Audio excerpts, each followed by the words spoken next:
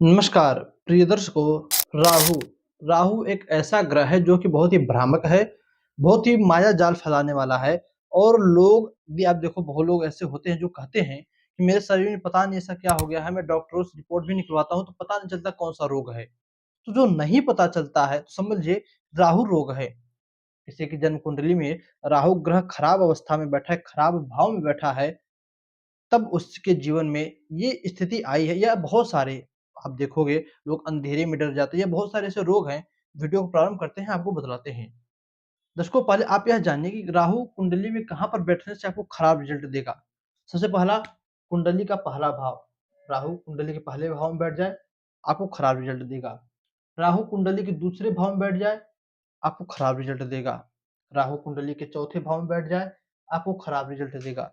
राहु कुंडली के पांचवें भाव में, सातवें भाव में, नौवें भाव में, 11वें भाव में और 12वें को में भी नहीं होते हैं। तो इन जगहों पर पहले भाव में बैठेंगे तो राहु आपको जो है मानसिक टेंशन, मानसिक पीड़ा और दुर्घटना इत्यादि दे देंगे। आठ दूसरे भाव में बैठेंगे, आपको धन संबंधित परेशानी देंगे।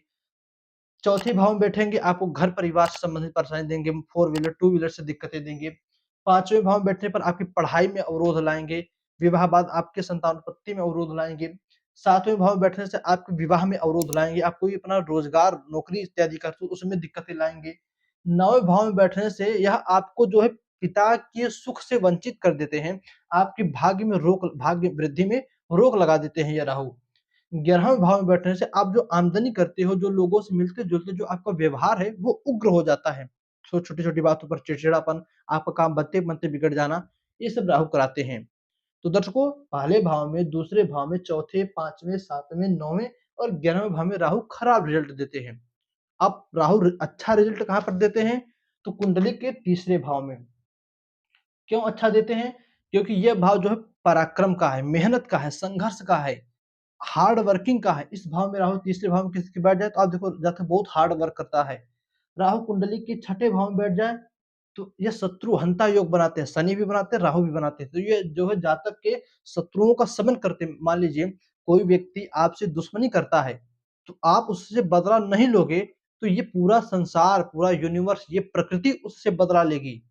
कोई आपसे गलत, कोई आपके प्रति जो है गलत काम करता है, कोई आपके प्रति जो है बहुत ही आप समझ लीजिए दुश्मनी वाला भाव निकालता है और राहु आपके छठे भाव में है, तो आप कुछ मत कीजिए। ये प्रकृति उसे दंड दे देगी और अच्छा खासा दंड देगी। राहु किसी कुंडली के अष्टम भाव में है, तो ऐसा जातक आप कह सकते हो कि साइंटिस्ट विभाग में जाता है। ऐसा जातक जो है एआई के विभाग में, रोबोट इत्यादि के विभाग में, जो नई क्रिएटिविटी होती है इस विभाग में जाता है। अष्टम राहु भेजता है।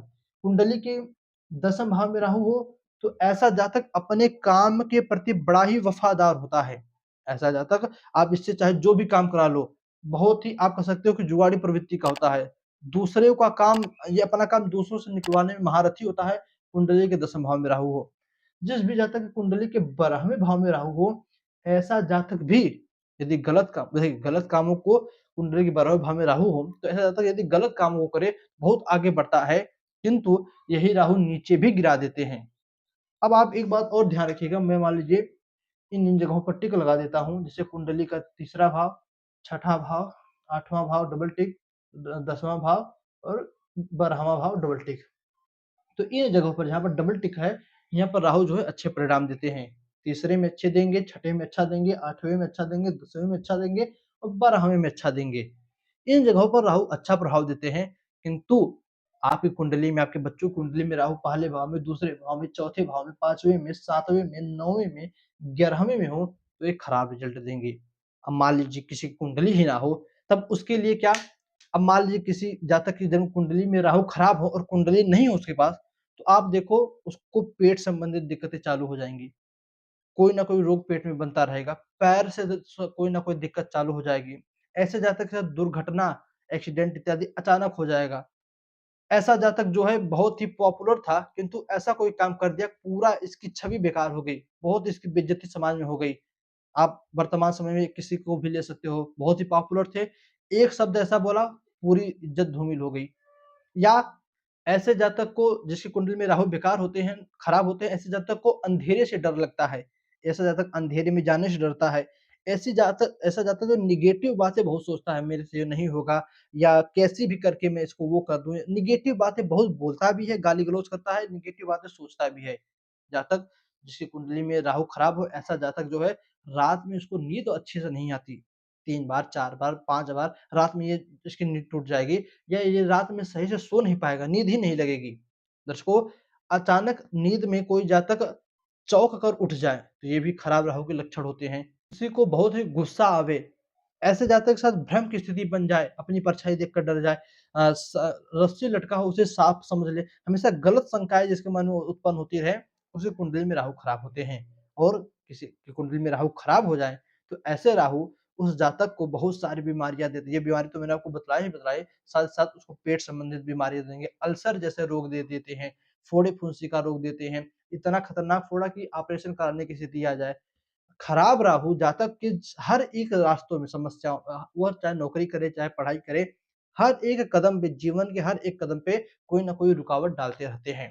दर्शकों, आपने कुंडली में राहु की स्थिति देखी है और आपकी कुंडली में या आपके बच्चों की कुंडली किसी की कुंडली में राहु खराब हो, तो कुछ उपाय जो कि मैं आपको बताता हूँ, वो अवश्य कीजिए। इससे राहु बहुत ही जल्दी प्रसन्न होते हैं और आपको सही रिजल्ट देते हैं। क्या उपाय करना है?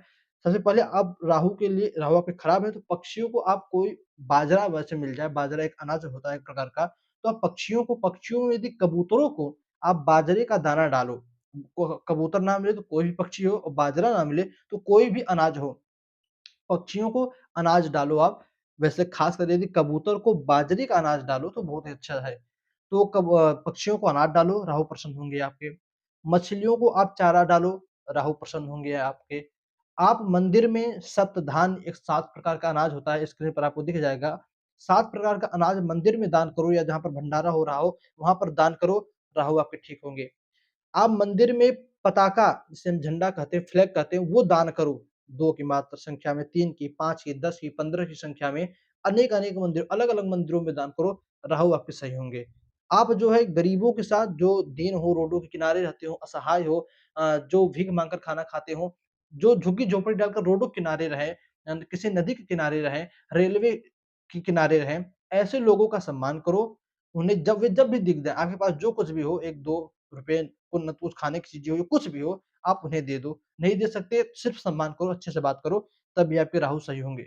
अथवा आप भगवान शिव की पूजा करो, रुद्राभिषेक कराओ, शिव जी पर काला तिल चढ़ाओ, तब भी आपके राहु प्रसन्न होते हैं। और वास्तु के अनुसार राहु को जो है नैऋत्य कोण का स्वामी माना गया है। आपके घर के दक्षिण और पश्चिम का जो कोना होता है, उस स्थान का स्वामी राहु होता है। अपने राहु को सही करना है, तो उस जगह को सही कीजिए। आपके घर में क्या दक्षिण-पश्चिम के कोने पर नैऋत्य कोण में शौचालय बना है, बाथरूम इत्यादि बना है, वॉशरूम बना है, गंदगी रखी है, कूड़ादान रखा है, तो उसको हटाइए। वहाँ पर पीले फूल लगाइए, वहाँ की जगह साफ-सुथरी रखिए, वहाँ पर कोई अच्छा चीज़ रखिए, वहाँ पर आप बैठिए कुछ देर, आपके राहु ठीक होते हैं। तो दर्शकों, कुंडली में आपके राहु गड़बड़ है, तो इन उपायों को कीजिएगा और यदि किसी के साथ ऐसा कुछ होता हो, जो मैंने रोग बतलाए, एक आपको लगे कि इनके जीवन में राहु की स्थिति खराब है, इस वीडियो को उसके पास शेयर कीजिए। तो बस आज इतना ही, इजाज़त दीजिए, पुनः से मुलाकात होगी। यह राहु से संबंधित यदि किसी को दिक्कत हो, कोई परेशानी हो, तो कमेंट कीजिएगा। हम कोशिश करेंगे कि 2-4 और भी आपके लिए अच्छे-अच्छे या जो कारीगर उपाय हों, वो आपको देकर जाएँ। तो बस आज इतना ही, इजाज़त दीजिए, पुनः मुलाकात होगी कल किसी नए वीडियो में नए टॉपिक के साथ। तब तक के लिए नमस्कार।